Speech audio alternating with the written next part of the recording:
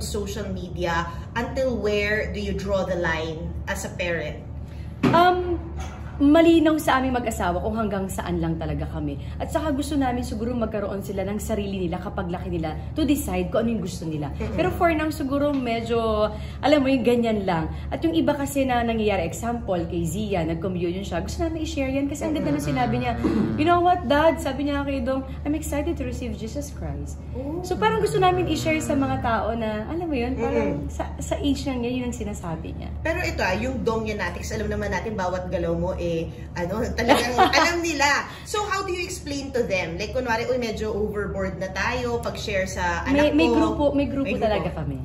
May nagka-coordinate. Yes, ang galing. Simula noong Marimars, so Marimars 2007 hanggang 2024, nandun pa rin yung grupo namin. Wow. Ang galing. Actually, pwede pala yun, yung dynamics with the fans that is healthy. Oo, tapos may mga sinishare kami na sinasabi namin for your eyes only. Sinishare namin lahat yun sa kanila. Kasi ayaw namin pagkait sa kanila kung anong happiness namin. Kasi feeling namin, yung happiness namin, mas doble yung kanila. So, binibigay namin yun sa kanila. Oh my gosh, tapos hindi talaga nila sinishare yung for your eyes. Wait lang. So, the trust is there. And we do know that celebrities like you, personalities, they do have subscription na binabayaran. Pero ito, sinishare nyo ng for your eyes na libre. Oo. Para sa mga nagmamahal sa amin, mga grupo namin Dong yan. I think yung mga personality can learn from that, no? In a way, because, di ba, to have a healthy relationship with fans. Saka ang tagal na din namin grupo niya. Pag nagsisend kami na for your eyes only, wala talaga lumalabas. Walang lumalabas. Alam ba, yung kay Zia, yung communion niya, isang picture lang nilabas. Pero sa mga kanila, ang dami namin binigay.